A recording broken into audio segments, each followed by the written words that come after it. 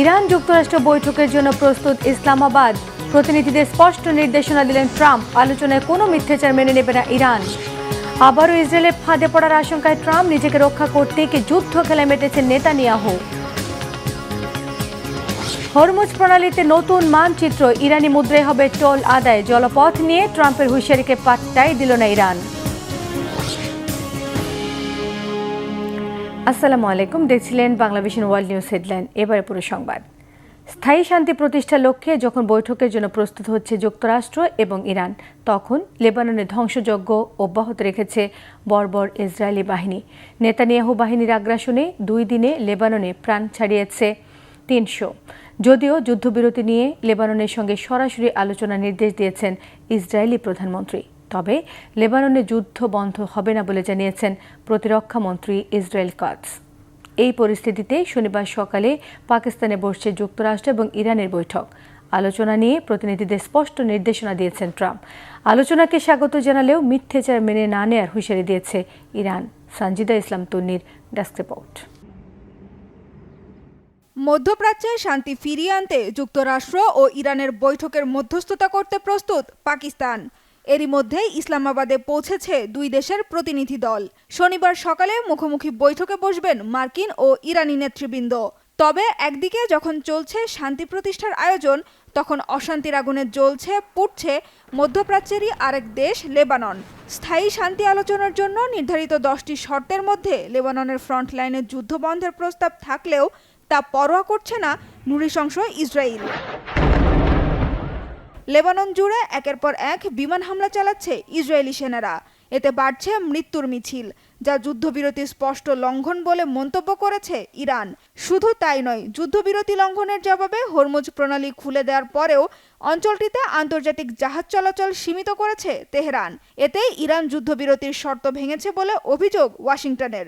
এমন অবস্থায় প্রশ্ন উঠেছে, নড়বড়ে যুদ্ধবিরতি পরিস্থিতির মধ্যে কি সফল হবে যুক্তরাষ্ট্র ও ইরানের দ্বিপাক্ষিক আলোচনা? মধ্যপ্রাচ্যে কি শান্তি ফিরবে, নাকি আবারও শুরু হবে হামলা পাল্টা হামলা? ইরানের পররাষ্ট্রমন্ত্রী আব্বাস আরাকচির অভিযোগ, লেবাননের ওপর তীব্র হামলা অব্যাহত রেখে আঞ্চলিক যুদ্ধবিরতি পরিস্থিতিকে বিপন্ন করছে ইসরায়েল।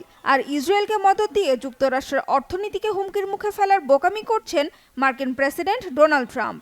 এর আগে লেবাননের জন্য যুদ্ধবিরতি ভেঙে দিয়ে ইরানিদের বোকামি না করতে সতর্ক করেছিলেন মার্কিন ভাইস প্রেসিডেন্ট জেডি ভ্যান্স। কূটনীতির ভাষায় যেন সেই হুঁশিয়ারিরই জবাব দিলেন আব্বাস আরাকচি। শুধু তাই নয়, লেবাননে ইসরায়েলের অব্যাহত হামলার জবাবে হরমুজ প্রণালী খুলে দেওয়ার পরও অল্প কিছু জাহাজই অঞ্চলটি দিয়ে চলাচলের অনুমতি পেয়েছে। তার জন্য ইরানকে টোলও দিতে হচ্ছে জাহাজগুলোকে। ইরানের এমন আচরণে যুদ্ধবিরতির শর্ত লঙ্ঘনের অভিযোগ তুলেছেন মার্কিন প্রেসিডেন্ট ডোনাল্ড ট্রাম্প। সামাজিক মাধ্যমের এক পোস্টে ট্রাম্প বলেন, খবর পাওয়া গেছে হরমুজ প্রণালী দিয়ে চলাচলকারী জাহাজগুলো থেকে ফি আদায় করছে তেহরান। তাদের এমন কিছু করা উচিত নয়। এ বিষয়ে কোনো চুক্তিও হয়নি। পাল্টা জবাব দিয়েছেন ইরানের সর্বোচ্চ নেতা মোস্তফা খামেনি।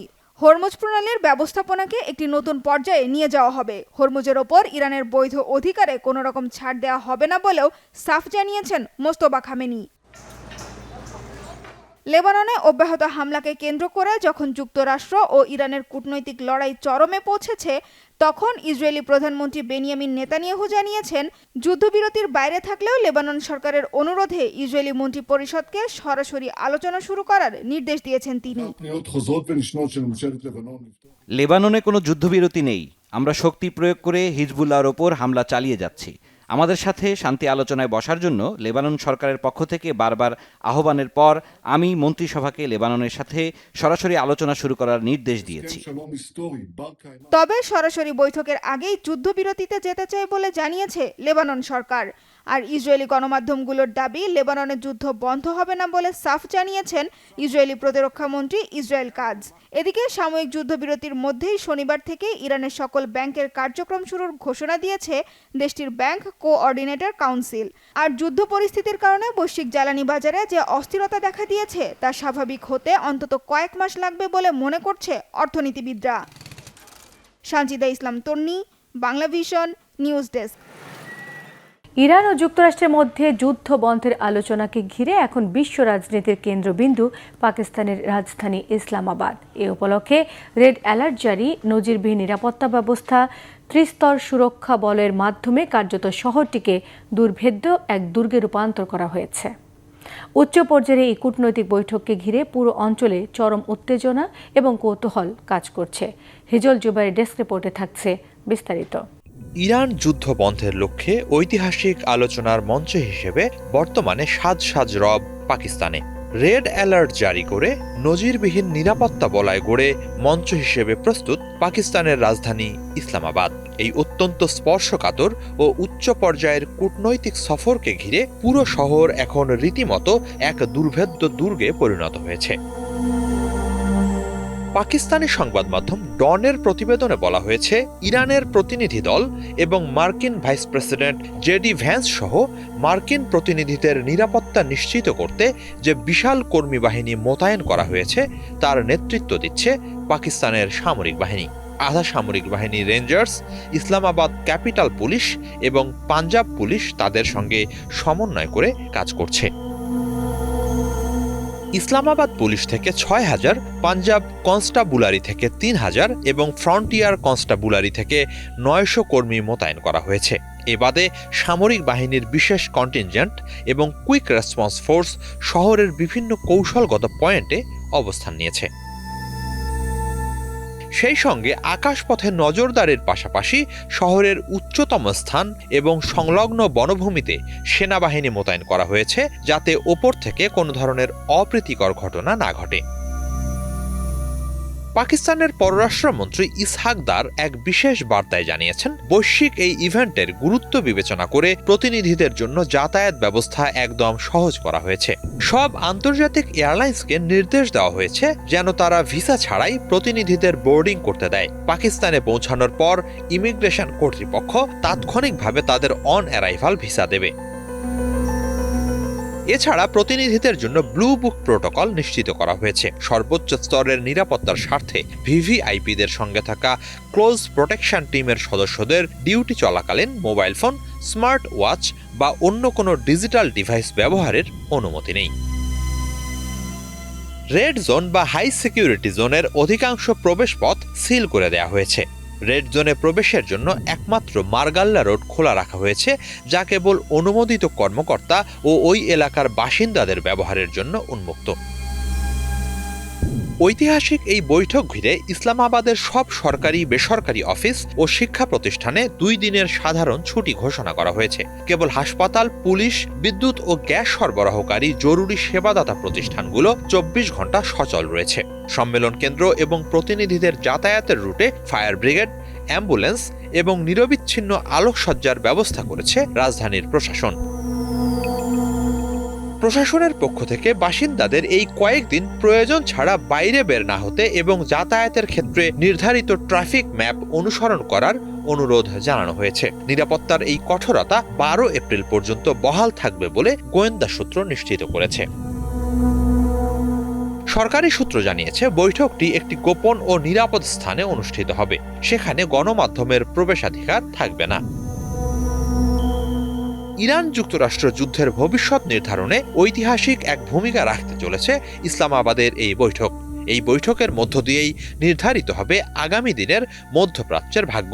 অনেকের মতে কেবল মধ্যপ্রাচ্য নয়, এক অর্থে হরমুজ প্রণালী সহ বৈশ্বিক ভূরাজনীতির নতুন সমীকরণও নির্ধারিত হবে এই আলোচনার মধ্য দিয়ে। হিজল জুবাইর, বাংলা ভিশন।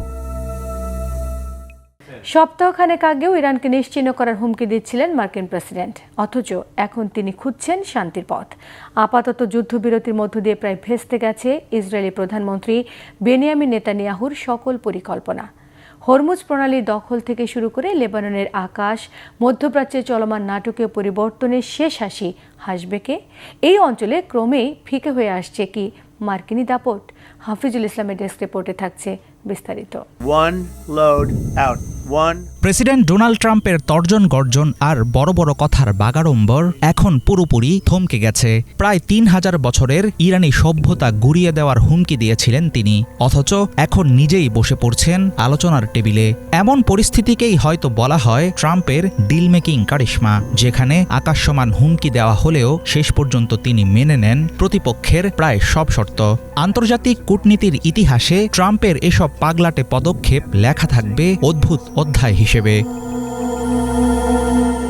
এবারের যুদ্ধবিরতি মূলত ইরানের জন্য বিরাট এক কৌশলগত বিজয়। তেহরান কোনোভাবেই তাদের ইউরেনিয়াম সমৃদ্ধকরণ বন্ধ করছে না, বরং দেশটি নিজেদের শর্তসমূহ বিশ্বকে মেনে নিতে বাধ্য করছে।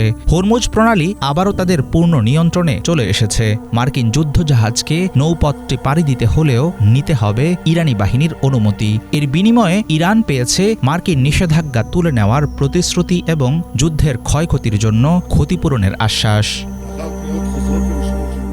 ইসরায়েলি প্রধানমন্ত্রী বেনিয়ামিন নেতানিয়াহু এই খেলায় সবচেয়ে বড় পরাজয়ের সম্মুখীন হয়েছেন। তিনি ট্রাম্পকে বুঝিয়েছিলেন কয়েক সপ্তাহে ইরানের ক্ষেপণাস্ত্র শক্তি পুরোপুরি গুঁড়িয়ে দেওয়া সম্ভব, অথচ বাস্তবে যুদ্ধের ষষ্ঠ সপ্তাহেও ইরান সমান তালে ক্ষেপণাস্ত্র হামলা চালিয়েছে। মধ্যপ্রাচ্য জুড়ে মার্কিন ঘাঁটিগুলোতে মুহুর্মুহু হামলা আর হরমুজ প্রণালীতে একচ্ছত্র নিয়ন্ত্রণের মধ্য দিয়ে ইরান প্রমাণ করেছে নেতানিয়াহুর প্রতিটি পরিকল্পনা কতটা অবাস্তব আর ঠুনকো ছিল। আন্তর্জাতিক রাজনীতিতে ইরানের সঙ্গে সংঘাত ও যুদ্ধবিরতি ঘটনার প্রভাব সুদূর প্রসারী। এতদিন ওয়াশিংটনের মধ্যপ্রাচ্য নীতি কেবল ইসরায়েলের দেখানো হিসাব অনুসারে বিচার করা হতো, কিন্তু এখন সেই দাপটে মারাত্মক রকমের চির ধরেছে। এই সুযোগে ইরান এবং রাশিয়ার মতো পরাশক্তিগুলো সরাসরি মার্কিন বিরোধী অবস্থান নিয়েছে। এমনকি ইউরোপীয় মিত্ররাও এই যুদ্ধে ট্রাম্পের পাশে দাঁড়াতে অনীহা দেখিয়েছে। ফলে বিশ্বমঞ্চে আমেরিকার একচ্ছত্র আধিপত্য এখন মৃতপ্রায়। যুদ্ধবিরতি শুরু হলেও এটি এখন খুবই নাজুক এক সুতোয় ঝুলে আছে। এর ভাগ্য নির্ধারিত হবে মূলত লেবানন আর হরমুজ প্রণালীর সার্বিক পরিস্থিতির উপর।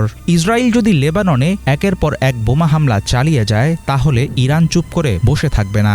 ইতিমধ্যেই লেবাননে ইসরায়েলের আগ্রাসন হুমকির মুখে ফেলেছে যুদ্ধবিরতি প্রক্রিয়াকে।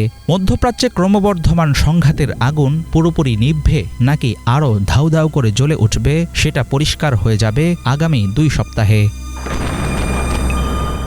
হাফিজুল ইসলাম, বাংলাভিশন। বিভিন্ন দেশে যুদ্ধের আগুন ছড়িয়ে এবার নিজ দেশে চাপে পড়েছেন ইসরায়েলের যুদ্ধবাজ প্রধানমন্ত্রী বেনিয়ামিন নেতানিয়াহু। ইরানের সঙ্গে যুদ্ধবিরতি শেষ হতে না হতেই বিচার শুরু হচ্ছে তার বিরুদ্ধে। 12 এপ্রিল থেকে ইসরায়েলের আদালতে তার বিরুদ্ধে দুর্নীতির মামলা শুনানি আবারও শুরু হবে। এদিকে দেশ জুড়ে তার বিরুদ্ধে ফুঁসে উঠেছে সাধারণ জনগণ, উঠছে পদত্যাগের দাবি। প্রশ্ন উঠেছে, যুদ্ধের আড়ালে কি লুকিয়েছিলেন প্রধানমন্ত্রী? তবে কি নিজেকে আইনের হাত থেকে রক্ষা করতেই বারবার যুদ্ধ লাগিয়ে যাচ্ছেন তিনি? মুর্শিদ আলমের ডেস্ক রিপোর্টে থাকছে বিস্তারিত। বিভিন্ন দেশের যুদ্ধ লাগিয়ে এবারে নিজ দেশেই ফেঁসে যাচ্ছেন ইসরায়েলের যুদ্ধবাজ প্রধানমন্ত্রী বেনিয়ামিন নেতানিয়াহু। ইরানের সঙ্গে যুদ্ধবিরতির পর আবারও চাপে পড়েছেন তিনি। এবার তার বিরুদ্ধে উঠেছে চাঞ্চল্যকর তথ্য। নিজের দুর্নীতি অনিয়ম ঢাকতে বিভিন্ন দেশের সঙ্গে যুদ্ধ লাগিয়ে ইসরায়েলের বিচার বিভাগকে অস্থিতিশীল করে রাখেন নেতানিয়াহু, যাতে করে নিজের দেশে জেল সাজা থেকে মুক্ত থাকতে পারেন। তবে সেটি বেশি দিন গোপন রাখতে পারেন। ইরানের সঙ্গে যুদ্ধবিরতির ঘোষণা আসতেই তার বিরুদ্ধে শুরু হয়েছে বিচার কার্য। তবে কি এবার ক্ষমতা হারাতে যাচ্ছেন তিনি? রক্তচোষার নেতানিয়াহুর বিরুদ্ধে দীর্ঘদিন ধরে ঝুলে থাকা দুর্নীতির মামলার বিচার কার্যক্রম আগামী 12 এপ্রিল থেকে পুনরায় শুরু হচ্ছে, এমন ঘোষণা দিয়েছে ইসরায়েলি আদালত। যুদ্ধ পরিস্থিতির কারণে স্থগিত থাকা এই বিচার ফের চালু হওয়ায় রাজনৈতিক অঙ্গনে নতুন করে উত্তাপ ছড়িয়েছে। ইরানে যুক্তরাষ্ট্র ইসরায়েলের যৌথ হামলার পর পাল্টা আঘাতে উত্তপ্ত হয়ে ওঠে পুরো অঞ্চল। তবে 2 সপ্তাহের যুদ্ধবিরতির পর ইসরায়েল জুড়ে জারি করা জরুরি অবস্থা তুলে নেওয়া হলে আদালত সহ সব কার্যক্রম আবার সচল হয়। এর মধ্যে সিদ্ধান্ত হয়, আর ছাড় নয়, এবার নেতানিয়াহুর বিচার শুরু করতে হবে। 2019 সালে ঘুষ, বিশ্বাসভঙ্গ ও জালিয়াতির অভিযোগে অভিযুক্ত হন নেতানিয়াহু, যা তিনি বরাবরই অস্বীকার করে আসছেন। 2020 সালে শুরু হওয়া এই বিচার নানা অজুহাতে বারবার পেছিয়েছে। তবে এবার আর ছাড় মিলছে না বলেই ধারণা বিশ্লেষকদের। এদিকে যুদ্ধ ও নিরাপত্তার ইস্যুতে সরকারের ভূমিকা নিয়েও ইসরায়েলে ক্ষোভ বাড়ছে। বিরোধী দল ও সাধারণ জনগণের একাংশ নেতানিয়াহুকে ব্যর্থ প্রধানমন্ত্রী হিসেবে আখ্যা দিয়ে পদত্যাগের দাবি তুলেছে। সমালোচকদের অভিযোগ, মোমের পুতুলের মতো যুক্তরাষ্ট্রের হুকুম পালন করে যাচ্ছেন তিনি। যদিও তখন ট্রাম্প প্রকাশ্যে নেতানিয়াহুর পক্ষে অবস্থান নিয়ে তাকে ক্ষমা করার আহ্বান জানিয়েছেন ইসরায়েলের প্রেসিডেন্ট আইজাক হারজোগের প্রতি। তবুও দেশের অভ্যন্তরীণ চাপ দিন দিন বাড়ছে। সব মিলিয়ে যুদ্ধবিরতির স্বস্তির মাঝেই দুর্নীতির বিচারকে কেন্দ্র করে কোণঠাসা হয়ে পড়েছেন নেতানিয়াহু। অভিযোগ উঠেছে, ক্ষমতা টিকিয়ে রাখতে বারবার যুদ্ধে জড়াচ্ছেন নেতানিয়াহু। তবে কি এবার তিনি ক্ষমতা হারাতে পারেন? মোর্শেদ আলম, বাংলা ভিশন। বিশ্বের জ্বালানি সরবরাহের গুরুত্বপূর্ণ জলপথ হরমুজ প্রণালীতে জাহাজ চলাচলের জন্য নতুন মানচিত্র প্রকাশ করেছে ইরান। নতুন মানচিত্র অনুযায়ী পণ্যবাহী জাহাজগুলোকে ইরানের উপকূলের খুব কাছ দিয়ে চলাচল করতে হবে। ইরান সাফ জানিয়েছে, এখন থেকে হরমুজ প্রণালীতে প্রতিটি জাহাজের টোল আদায় হবে ইরানি মুদ্রা রিয়ালে। টোল আদায় না করতে মার্কিন প্রেসিডেন্ট ডোনাল্ড ট্রাম্পের হুঁশিয়ারির মধ্যেই এই ঘোষণা দিল ইরান। মীর ফজলে রাব্বির ডেস্ক রিপোর্ট।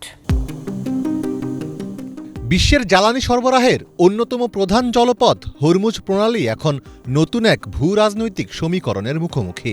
গত ফেব্রুয়ারিতে ইরান ও যুক্তরাষ্ট্রের মধ্যে শুরু হওয়া সংঘাতের বারুদ এটিকে পরিণত করেছে রণকৌশলের কেন্দ্রবিন্দুতে।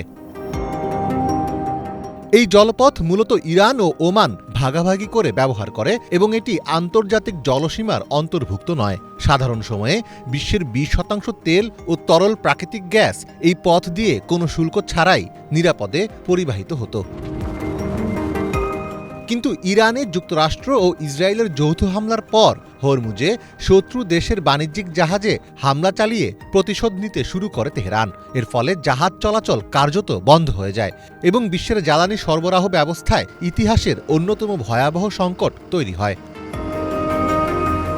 সম্প্রতি ইরানের ইসলামী বিপ্লবী গার্ড বাহিনী হরমুজ প্রণালীর একটি নতুন মানচিত্র প্রকাশ করেছে, যা সমুদ্রপথে চলাচলের প্রথাগত নিয়মকে পুরোপুরি বদলে দিয়েছে। নতুন এই মানচিত্র অনুযায়ী পণ্যবাহী জাহাজগুলোকে এখন ওমান উপকূলের পরিচিত রুট ছেড়ে আরও উত্তর দিকে, অর্থাৎ সরাসরি ইরানের উপকূলের খুব কাছ দিয়ে চলাচল করতে হচ্ছে। এখনো পর্যন্ত হরমুজ প্রণালী উন্মুক্ত আছে, তবে যুদ্ধের পরিবেশ এবং ইরানের উপর চলা এই আগ্রাসনের সময় আমাদের নেওয়া নানা পদক্ষেপের কারণে কিছু কারিগরি সীমাবদ্ধতা বা বিধিনিষেধ অবশ্যই রয়েছে। আর এই সীমাবদ্ধতার কারণে যে জাহাজগুলো হরমুজ প্রণালী দিয়ে পার হতে চায় তাদের ইরানের সেনাবাহিনী ও সংশ্লিষ্ট সামরিক কন্ট্রোল পয়েন্টের সাথে যোগাযোগ করতে হবে। মনে রাখতে হবে, এটি অত্যন্ত সংকীর্ণ একটি জলপথ এবং এটি মূলত ইরান ও ওমানের আঞ্চলিক জলসীমার মধ্যে অবস্থিত। তাই ট্যাঙ্কার ও পণ্যবাহী জাহাজের সার্বিক নিরাপত্তা নিশ্চিত করতে আমাদের অত্যন্ত সতর্ক থাকতে হচ্ছে। সংকটকালীন এই পরিস্থিতিতে সব দেশের জাহাজ চলাচলের সুযোগ থাকছে না। কেবল ইরানের বন্ধু হিসেবে পরিচিত দেশগুলোকেই এই পথ ব্যবহারের অনুমতি দেওয়া হচ্ছে, তবে তার জন্য গুনতে হচ্ছে বড় অঙ্কের শুল্ক। ইরানি সংবাদ মাধ্যমগুলোর দাবি, তেহরান প্রতিটি জাহাজ থেকে $20 লাখ পর্যন্ত টোল আদায়ের পরিকল্পনা করছে। ভৌগোলিক অবস্থানের কারণে এই আয়ের একটি অংশ ওমানের সঙ্গে ভাগাভাগি করার প্রস্তাবও রাখা হতে পারে। এই লেনদেনে মার্কিন ডলারকে এড়িয়ে যাওয়ার একটি বড় কৌশল নিয়েছে তেহরান। জানা গেছে, ইতোমধ্যে একাধিক জাহাজ তাদের টোল পরিশোধ করেছে চীনা মুদ্রা ইউয়ানে। মূলত মার্কিন নিষেধাজ্ঞাকে বৃদ্ধাঙ্গুলি দেখানো এবং আন্তর্জাতিক বাজারে ডলারের প্রভাব কমাতেই এই উদ্যোগ। অবশ্য ইরানের তেলের 80% ক্রেতা চীন আগে থেকে ইউয়ানে অর্থ পরিশোধ করে আসছে। এদিকে হরমুজ প্রণালী দিয়ে চলাচলকারী জাহাজগুলো থেকে ইরান যেন কোনো ধরনের টোল আদায় না করে সে বিষয়ে সতর্ক করেছেন মার্কিন প্রেসিডেন্ট ডোনাল্ড ট্রাম্প। সামাজিক মাধ্যম ট্রুথ সোশ্যালের এক পোস্টে ইরানকে সতর্ক করে ট্রাম্প লিখেন, ইরান তেলবাহী জাহাজগুলো থেকে ফি বা টোল আদায় করছে। তারা যদি এটি করে থাকে তবে এখনই তা বন্ধ করা উচিত হবে।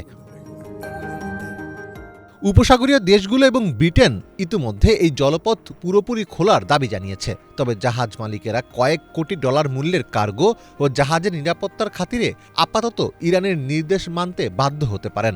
বিশ্লেষকরা মনে করছেন, যুদ্ধের এই পরিস্থিতিতে হরমুজ প্রণালীর ওপর নিয়ন্ত্রণ বজায় রেখে ইরান কেবল সামরিকভাবেই নয়, বরং অর্থনৈতিক ও কূটনৈতিকভাবেও ওয়াশিংটনকে চাপে রাখার কৌশল নিয়েছে। মীর ফজলে রাব্বি, বাংলা ভিশন। এই ছিল আজকের মতো, সঙ্গে থাকায় সবাইকে ধন্যবাদ।